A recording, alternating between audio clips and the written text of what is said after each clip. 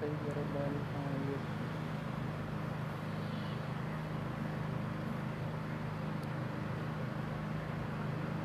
अस्सलाम वालेकुम दोस्तों। जीअं त मां लाइव अचण खां अॻु जेका सुबुह पोस्ट रखी हुई उन में मूं इहो इशारतन लिखियो हुयो त सिंध दुश्मन ऐं तासुब परस्त हिकिड़े शख़्स खे सरेआम यानी सरेआम लफ़्ज़ खे मां इन्वर्टेड कामा ब्रैकेट जेको ॾिनो हुयो सरेआम माना उहो प्रोग्राम आहे जेको हिकिड़े उर्दू चैनल जो प्रोग्राम आहे ऐं अॼु जेको मां लाइव आयो आहियां वाज़े तौर ते उन प्रोग्राम जे एंकर जो मूं नालो लिखी छॾियो आहे। त दोस्तो सभिनी खां पहिरियां मां माज़रत ख़्वाह आहियां, कुझु देरि थी आहे मूंखे छाकाणि त हिते वाईफाई जो ऐं लाइट जो इशू हुयो ऐं उन जे लाइ माज़रत। त हिन सेशन में लाइव अचण जो मक़सदु इहो आहे त पंहिंजे सिंध वासियुनि खे ख़ासि तौर ते जेके 20 खां 27 साल जी उमिरि वारा नौजवान आहिनि जेके बग़ैर सोचण सम्झण जे मुख़्तलिफ़ माण्हुनि खे जेको आहे फॉलो कनि था, उन्हनि जी वकालत कंदे नज़र अचनि था, भले उहे सिंध दुश्मन हुजनि, ग़ैर सिंधी हुजनि या सिंध खे जेको आहे मुख़्तलिफ़ तरीक़नि सां नुक़सानु ॾींदड़ पश्तून, पंजाबी, पठान जेके आहिनि, गिलगित बिल्तिस्तान जा माण्हू, कश्मीरी माण्हू उहे हुजनि, असांजो सिंधी नौजवान तव्हांजे बुग़्ज़ में मुंहिंजे बुग़्ज़ में मायूस थी करे उन्हनि खे सपोर्ट थो करे ऐं ही उहे माण्हू आहिनि जिन कॾहिं बि सिंध जो भलो नाहे चाहियो। तव्हांखे मां हिकिड़ी नंढड़ी मिसाल ॾींदुसि त जेको फिक्सिट जो आहे आलमगीर ख़ान, उहो मुंहिंजो पाड़ेसिरी आहे, यानी 2 घिटियूं छॾे साम्हूं हुनजो घरु आहे। हिते मुंहिंजो घरु आहे गुलशन इक़बाल ब्लॉक 6 में। त जॾहिं ही राशन विराइण जी ॻाल्हि आई, जॾहिं ही कोविड-19 यानी कोरोना जी वबा खे जेको आहे मुंहुं ॾियण जे लाइ मुख़्तलिफ़ जेके चूंडियल नुमाइंदा आहिनि उन्हनि जॾहिं राशन विराइण जी मुहिम शुरू कई त ही आलमगीर जंहिंजो ही तक आहे, गुलशन इक़बाल वॾो हल्को आहे हिकिड़ो यानी वॾो तक आहे, हिन कंहिं बि हिकिड़ी सिंधी वसंदी जो दौरो न कयो। ही सोराब ॻोठ, सुपर हाईवे, मैसूद कबीलनि खे अगवान कैंप में वञी हिननि जेको आहे लखें रुपयनि जा राशन राति जो हुननि जे घरनि ते पहुचाया ऐं हिन खे जेको पुॼी सघियो हिन वञी पंहिंजनि जी याने पश्तूननि जी, पठाणनि जी भरपूर मदद कई। त इहो हिकिड़ो फितरी अमल हुजे थो। मां सिंधी आहियां, मां सिंधी माण्हू जी पहिरियों आवाज़ बणंदुसि, ॾुखे वक़्त में हुनजी पहिरियों मदद कंदुसि ऐं ईअं ई हीउ जेको तासुब परस्त इक़रारुल हसन आहे इन जी बि जेका फैन फॉलोइंग आहे या जेके नौजवान सिंध जा उनखे फॉलो कनि था ऐं उहे चेहरा तॾहिं साम्हूं आया सिंधी दोस्तनि जा जॾहिं इक़रारुल हसन जे लाइ मूं वीडियो रखी लाइव, जॾहिं इक़रारुल हसन हिकिड़े नंढड़े ॿार सिंधी जे लाश खे विकिणण जी कोशिशि कई पंहिंजे रेस्टोरेंट खोलाइण जे लाइ, सिंध हुकूमत खे ख़ासि तौर ते सिंध जे वॾे वज़ीर खे ऐं कुझु वज़ीरनि खे सोशल मीडिया जो टूल इस्तेमालु कंदे ब्लैकमेल करण जी कोशिशि कई त असां उनखे जेको आहे उनजे कुदे अमल खे न सिर्फ़ु निंदियोसीं पर उनजे असल चहिरे खे बि एक्सपोज़ कयोसीं। ऐं जॾहिं सिंध मां इक़रारुल हसन खे शटअप कॉल मिली त हू गोॾा खोण ते मजबूर थियो ऐं माफ़ियूं वठी चवे पियो त सिंधी ज़ुबान सां प्यार आहे, मां सिंध जो बचो आहियां, मूंखे सिंधियुनि माण्हुनि सां मुहबत आहे। पर उनजी इहा दावा तॾहिं ग़लति साबित थी, उनजो तासुब तॾहिं साम्हूं आयो जॾहिं असां ॾिठोसीं त जानुनि जा नज़राना ॾींदड़ सिंध पुलिस जा जवान ऐं दहशतगर्दनि सां मुहाॾो अटकाईंदड़ पंहिंजी हयाती हथ ते रखी सिरनि जा सौदा करे शहर कराची, जेको कराची जी दिलि आहे, जिते तव्हांजे असांजे वजूद खे को बि माण्हू बर्दाश्त नथो करे, जिते रफ़ीक सुमरो नौजवान RRF जो जेको कमांडो आहे, सिपाही आहे असांजो दोस्त, उन जॾहिं दहशतगर्दनि खे इब्रत जो निशान बणाए पाकिस्तान स्टॉक एक्सचेंज खे, शहर कराची खे दहशतगर्दी खां बचायो वॾे नुक़सान खां, त उहे असां सिंधियुनि जा माण्हू सॼी क़ौम जा हीरो आहिनि। पर क़ौमी मीडिया जो तासुब ॾिसो। ही मां लाइव तव्हांखे इन जे लाइ ॿुधाईंदो आहियां, तव्हां ॾिसो, पंहिंजो ज़हन इस्तेमालु कयो, केरु पंहिंजो आहे केरु परायो आहे, केरु कीअं थो ट्रीट करे असां सिंधियुनि खे। अखि पटियो, भले तव्हां मूंसां गॾु न बीहो, पर मुंहिंजो फ़र्ज़ु आहे त मां तव्हांखे उहे शयूं आगाही ॾींदो हलां, तव्हांखे दलीलनि सां सबूतनि सां शयूं ॿुधाईंदो हलां, त जीअं तव्हां पंहिंजे पराए जी परख कयो, जीअं तव्हां सोचो त असांजी कुखुनि में, असांजी बग़लुनि में वेठल कहिड़ा सिंध दुश्मन ऐं सिंधियत जा दुश्मन आहिनि। इहे मगरमच्छ जा ॻोढ़ा जेके हारनि था सिंधी सिंधी सिंधी सिंधी, उन्हनि खे सुञाणो, उन्हनि जूं नियतूं सुञाणो। उहे नियतूं तॾहिं साम्हूं थियूं अचनि जॾहिं असांजे अरड़े किरदार खे दॿायो पियो वञे, लिकायो थो वञे, उन्हनि खे नथो तस्लीम कयो वञे। बुग़्ज़ त छाकाणि त उहे सिंधी कमांडोज़ आहिनि, छाकाणि त सिंधी सिपाही आहिनि, छाकाणि त सिंध पुलिस जा अरड़ा जवान आहिनि, जिन जे लाइ हज़ारेवाल हिकिड़ो MPA खुरम शेर ज़मान चए थो त इन्हनि खे वापसि ज़िलनि में मोकिलियो, जिन जे लाइ तासुब परस्त इकरार हसन चए थो त सिंधियुनि जो कहिड़ो स्टेक आहे कराची में। इन अमल, इन अरड़े किरदार, इन रफ़ीक सूमरे, शहीद दोदे सूमरे जे रूह खे ज़िंदा कयो आहे। नंगनि दंगनि जी हिफ़ाज़त करे दोदे सूमरे जे रूह खे तस्कीन पहुचाई आहे। असांखे फ़ख़ुरु आहे उन जतोई सिपाही नौजवान ते बि, जिन बग़ैर पंहिंजे सिर जे सोचण जे, पंहिंजे सिरनि जा सौदा करे, गोलियुनि विच में बीह करे अरड़ो मुक़ाबिलो करे जहनुम रसद कयो उन्हनि खे, दहशतगर्दनि खे, ऐं कराची में क़ीमती इंसानी जानियूं बचाइण में अहम किरदारु अदा कयो। थियणु त ईअं घुरिजे हा त समूरी क़ौमी मीडिया इन्हनि खे सल्यूट करे हा, इन्हनि खे स्टूडियोज़ में घुराया, इन्हनि हीरनि ते गुलनि जी वर्खाव थिया, इन्हनि खे सल्यूट आजियाना ख़िराज पेश कया वञनि हा, इन्हनि खे मुख़्तलिफ़ वॾा एंकर्स पंहिंजे प्रोग्रामनि में घुराए इन्हनि जी हौसला अफ़ज़ाई कनि हा। पर तव्हां ॾिठो हिकु ॾींहुं पूरो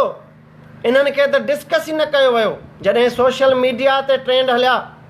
जॾहिं सिंध जे वॾे वज़ीर पंहिंजे फेसबुक अकाउंट ते रखियो सल्यूट उन्हनि खे, जॾहिं रेंजर्स जे बहादुर ऑफिसरनि पंहिंजे उन्हनि खे मञता ॾिनी, जंहिंखां पोइ एतिरो थियो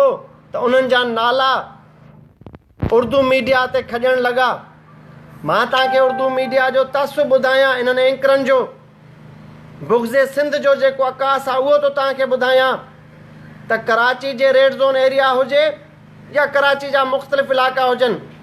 हिते ट्रैफिक पुलिस जो को सिपाही हुजे, को ASI हुजे, को SO हुजे, सेक्शन ऑफिसर, इन्हनि खे हिकिड़ियूं कैमराऊं लॻल हूंदियूं खीसे में, ऐं शाल न को सिंधी इन्हनि सां थोरी कानूनी बहस करे, शाल न को सिंधी ड्राइविंग कंदड़ इन्हनि खे इहो चए त अदा फलाणो ऑफिसर मुंहिंजो सोट मासात आहे साईं, पोइ त बसि, पोइ त तव्हां घरनि में ॾिठो हूंदो वीडियो वायरल थियूं थियनि उन्हनि सरकारी पेजनि तां, पोइ उहो जेको गैर सिंधी पुलिस जो सिपाही आहे या ऑफिसर आहे, पोइ उन्हनि खे, उन सिपाही खे, उन ASI खे, उन सब इंस्पेक्टर खे स्टूडियोज़ में वॾा चैनल घुराए असां सिंधियुनि जी तज़लील कंदा आहिनि, पुछंदा आहिनि, अच्छा भाई वो कौन था, हम आपकी बहादुरी को सलाम करते हैं,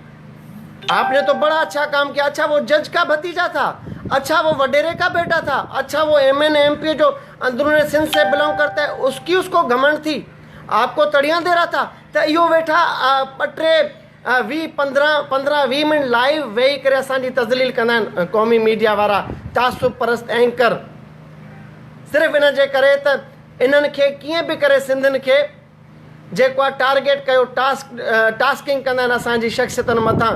बदनामी जी का बि जेको आहे मौक़ो न आहिनि छॾींदा त जंहिंसां सिंधी क़ौम बदनाम थिए। पर जॾहिं सिंधी हीरोइज़म जो ओञाण था बणिजनि, उन्हनि खे तव्हां ब्लैक आउट था कयो पंहिंजे उर्दू मीडिया तां, ऐं एंकर चुप था थियनि। तव्हां ॾिसो, मैं उर्दू में बात करूँगा ताकि ये वीडियोस तक पहुँचती है मेरी वीडियोस। ये जो तासुब परस्त पंजाब से धक्के दे के निकालने वाला, मुफलिसी गुर्बत से तंग आकर कराची सिंध के दिल पहुंचने वाला इकरार हसन, बता मुझे, तुम्हारे ट्विटर्स को मैंने चेक किया है, तुम्हारे सारे सोशल मीडिया अकाउंट्स को चेक किया है, तुम तो बात करते हो हमारे प्यारे मुल्क का झंडा लगा के कि भाई मैं मुहिब वतन पाकिस्तानी हूँ, तो क्या सिंध पाकिस्तान का हिस्सा नहीं? क्या सिंधी नौजवान जो फोर्सेस में हैं, जो दिलेरी का शानदार मुजाहरा कर रहे हैं, उनको क्या तुम खिराजे तहसीन या हौसला देना तो दूर की बात, क्या एक ट्वीट में उनकी शानदार दिलेरी बहादुरी के उस किरदार को तुमने रिकग्नाइज किया, तुमने ऑन किया? क्या ये सिंधी नौजवान मुहिब वतन पाकिस्तानी नहीं? क्या ये सिंधी नौजवान इस पाकिस्तानी कौम का हिस्सा नहीं? तुम्हारे तासुब को पूरी सिंध ने विटनेस किया है कि तुम तासुब परस्त हो, तासुब परस्त थे और तासुब परस्त रहोगे। सिंधियों से नफरत की आग में जलते रहोगे। अब मैं बताऊं कि तुमने ट्विटर पे या सोशल मीडिया अकाउंट्स पे या अपने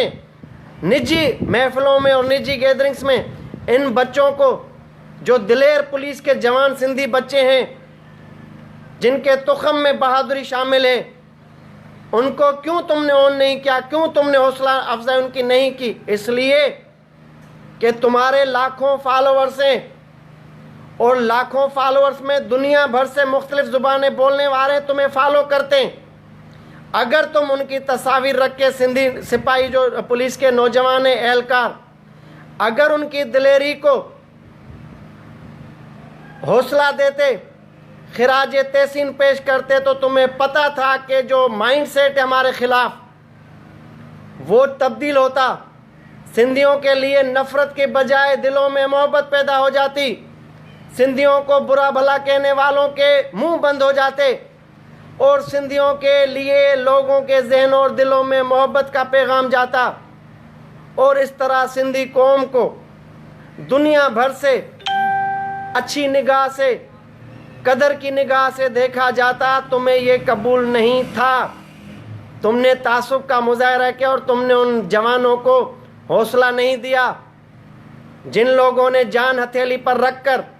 शहर कराची, जिसके ताने देते हो तुम, ये हम सिंधी हैं गैरतमंद, के स्टॉक एक्सचेंज में मेरा कोई इतना बड़ा स्टेक नहीं, सिंधी बिजनेसमैन ब्रोकर का, मुख्तलिफ ज़ुबानें बोलने वाले हैं, बिलखुसूस उर्दू स्पीकिंग कम्युनिटी ज़्यादा है वहाँ पर, पश्तून ज़्यादा हैं, पंजाबी ज़्यादा हैं, स्टॉक एक्सचेंज को रन करने वाले, वहाँ तिजारत करने वाले, तो उनको उन्होंने बचाया है। उनके दिल में नफरत न थी। वो सोल्जर थे सच्चे मुल्क के, फोर फ्रंट पे लड़े हैं वो, और साबित कदम रहकर उन्होंने कराची जो मुल्क की मईशत का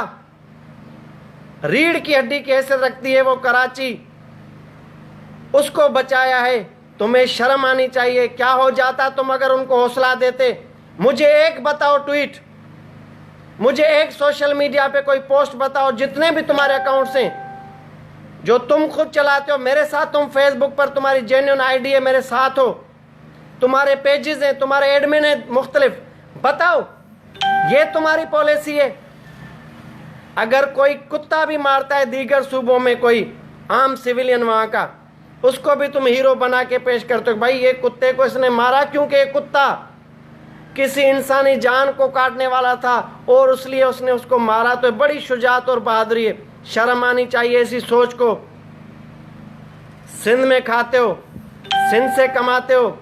सिंध में बच्चे तुम्हारे, सिंध में तुम्हारा बिजनेस है, सिंध में तुम्हारा मीडिया का इदारा है, तो सिंध से वफा में शर्म क्यों आती है तुम्हें? सिंध धरती को अपना मानने में, सिंधियों को अपना भाई मानने में क्यों हिचकिचाहट होती है तुम्हें? क्योंकि तुम्हारा बुग़्ज़ है, तुम्हारा तासुब है, तुम्हारी नीयतों में फितूर है। वो कौमी मीडिया जिनको ये जवानों की बहादुरी नजर नहीं आती, तो ये तुम्हें सोचना चाहिए कि आज के बाद, वो मुझे एक मिसाल याद आ रही है, मेरे दोस्त भी सुन रहे हैं, कि जब अल्ताफ़ हुसैन ने पाकिस्तान दुश्मनी की बात की MQM के साबिक सरबराह ने, तो एक वो व्हील चेयर पर जो वो मौलवी है, मुझे नाम याद नहीं आ रहा, व्हील चेयर पे है, लेकिन वो फैज़ाबाद इस्लामाबाद में भी उसने धरना दिया, बड़ी कोई गुस्से वाली तकरीर करता था, पता नहीं क्या उसका नाम है, हाँ वो मौलाना जो मौलवी है खादिम रिजवी, वो अल्ताफ हुसैन को मुल्क गद्दारी पर क्या कहता था अपने एक अंदाज में, वो वायरल भी है वीडियो सोशल मीडिया पे, ओए दलिया, ओए दल्ला, ये कहता था। तो आज के बाद सिंध के लोग तुम्हें सिंध से गद्दारी पर, सिंधियों से नफरत पर यही कहेंगे, ओए दलिया, ओ दल्ला इकरार, ये ट्रेंड हम चलाएंगे जब तक तू माफ़ी नहीं मानता इस गफलत पे, इस लापरवाही पे, इस अपनी नफरत आमेज रवैये पर। और जब तक उन तू नौजवानों को जाके फूलों के हार नहीं पहनाता, जाके गले नहीं लगाता, जाके हौसला अफजाई नहीं करता, ये सिंध के करोड़ों नौजवान तुम्हारा घेरा तंग करेंगे। सिंध में रहना है तो सिंधी बन के रहना है, सिंध में रहना है तो सिंधियों को अपना भाई तस्लीम करना है।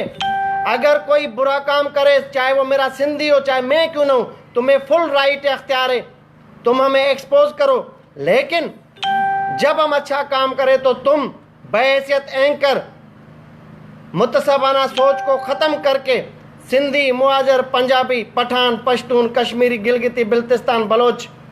सराइकी, सबको तुमने एक नज़र से देखना है। ये तेरी गुंडागर्दी नहीं चलने देंगे कि जो तू प्लेटफार्म जिस पर है वो तो अपने ख्वाहिशों के मुताबिक इस्तेमाल करेगा और रेवेन्यू यहाँ सिंध की दिल कराची से जनरेट करेगा। तो सिंध के वो नौजवान जो तुझे अंधा एतमाद करके फॉलो करते हैं, आज उनके भी जहन खुल जाएंगे। आज वो भी आँख खोलेंगे कि हमारे साथ हो क्या रहा है, कि हम जिसको आइडियल बना के फॉलो करते हैं उसका रवैया ये मुतसबाना है हमारे साथ। तो सिंध के वो गयूर लोग, बिलखुसूस नौजवान जो ऐसे तासुब परस्त बुग़्ज़ रखने वाले लोगों को फॉलो करते हैं, उनको आज के बाद बोलेंगे, ओए दलिया, ओ दल्ला। मैं नहीं देता गाली, बदतमीज़ी नहीं करता, लेकिन हमारा दिल दुखा हुआ है कि हमारे हीरोज़ को इस तरह नज़रअंदाज कर रहे हो, इस तरह अपनी भड़ास निकाल रहे हो। तो तुम्हें शर्म आनी चाहिए। आज के बाद इस हमारे लाइव सेशन के बाद देखना सिंध से कैसे तुम्हारे ऊपर लान तान का एक ख़त्म ना होने वाला सिलसिला शुरू होता है, और वो तब तक रहेगा जब तक तू जाके उन सिंधी पुलिस नौजवानों को गले नहीं लगाता, उनकी हौसला अफजाई नहीं करता। मुझे दीगर चैनल से शिकायत अपनी जगह, लेकिन तू वो बंदा है कि जो दावा करता है कि मैं सिंध का बेटा हूँ, मुझे सिंध का दर्द है, लेकिन उसके पीछे, उस मगरमच्छ के आंसुओं के पीछे तुम्हारे अपने मकासद होते हैं, तुम्हारे वेस्टेड इंटरेस्ट होते हैं जो तुम गेन करते हो बाद में बैकडोर बैठ के। हम सब समझते हैं। तो इसलिए तुम्हें ये बताना चाहते हैं कि होश के नाखून लो, ये तासुब, नफरत, बुग़्ज़ की रविश ख़त्म करो। सिंध इज्तिमाई तौर पर सिंध का शऊर हर चीज़ को, हर किसी की नीयत को अब समझने लगा है। तुम्हें पता चल जाएगा, 2 दिन सब्र करो, कैसे सोशल मीडिया पर, फेसबुक पर, ट्विटर पर हम ट्रेंड चला के तुझे पाबंद करते हैं। तुझे बताएंगे कि किस तरह नज़रअंदाज किया जाता है हमारे अच्छे अमल को, हमारी बहादुरी को, हमारे मुल्क बचाने की काविशों को। तो आज के बाद मुंहिंजा जेके सिंधी दोस्त आहिनि, नौजवान ख़ासि तौर ते जेके हिनखे फॉलो था कनि, अहिड़े तासुब परस्तनि खे मां नथो चवां वञो त हिननि जा सोशल मीडिया ते जेके बि अकाउंट्स आहिनि, जेके बि टूल्स आहिनि, बशमूल फेसबुक, ट्विटर, ॾिसो हिननि जो रवैयो। हिन माण्हू ख़ुशामद जे लाइ फर्स्ट जेका आर्मी में असांजी हिकिड़ी ख़ातून थी आहे, निगार जहां, लेफ्टिनेंट जनरल, उनखे त मुबारकबाद ॾिनी आहे, उनखे सभिनी ॾिनी आहे, पर हिन ख़ुशामद में पंहिंजा नंबर वधाइण जे लाइ उनखे ख़ुशामद ॾिनी आहे। पर ही फोर फ्रंट ते सिपाही असांजा विड़िया आहिनि जिन दहशतगर्दी खे नाकाम कयो आहे, उन जे लाइ ही बिड़क बि नथो कुछे। हिन वटि इहो बि जवाज़ न आहे त मां सोशल मीडिया यूज़ न कई, पर हिन जा रीसेंट ट्वीट्स बि आहिनि, हिन जा फेसबुक ते पोस्टूं बि आहिनि। ही निजी कचहरियुनि में ॿियनि मामलनि ते राति ताईं बि ॻाल्हाए चुको आहे, पर नथो ॻाल्हाए त सिंधी नौजवाननि ते, रफ़ीक सुमरे जी बहादुरी ते नथो ॻाल्हाए, असांजे नौजवान जतोई जी बहादुरी ते नथो ॻाल्हाए, असांजे प्यारे ऑफिसर बिरोई साहब जी बहादुरी ते नथो ॻाल्हाए, छाकाणि त उहे सन ऑफ सॉइल आहिनि, धरती धणी आहिनि। हिते ॿियो को हुजे हा त तव्हां ॾिसो आहे, रुगो ब्रेकिंग दॿा हलंदा, रुगो उन्हनि जे घरनि ते ई पहुची सरेआम प्रोग्राम कंदा, ही कलाकनि जा प्रोग्राम कंदा, पर शर्त इहो हिननि जे लाइ हुजे हा त जेकॾहिं हू गैर सिंधी हुजनि हा, पर ही सिंध जा वारिस आहिनि, इन्हनि जे लाइ हिन जे वजूद खे नाहे तस्लीम करिणो, हर मुमकिन कोशिशि करे हिन खे दॿाइणो आहे, हिन जे बहादुर अॾे किरदार खे दॿाइणो आहे, ऐं हीअ नाकाम कोशिशूं कनि पिया। ऐं असां पंहिंजे अमल सां दिलनि ते, मुल्क जे सॼे सूबनि जी अवाम ते उन्हनि जे दिलनि ते राज पिया कयूं पंहिंजे बहादुर ईमानदारी ऐं मुल्क सां कमिटमेंट वारे किरदार ते। त दोस्तो अॼु खां पोइ ओए दलिया या दला इकरार हसन, सिंधी नौजवानों को जाके हौसला दो, इहो ट्रेंड हलाईंदासूं। ऐं दोस्त अॼु खां पोइ शुरू कनि इन ते लानता। वॾो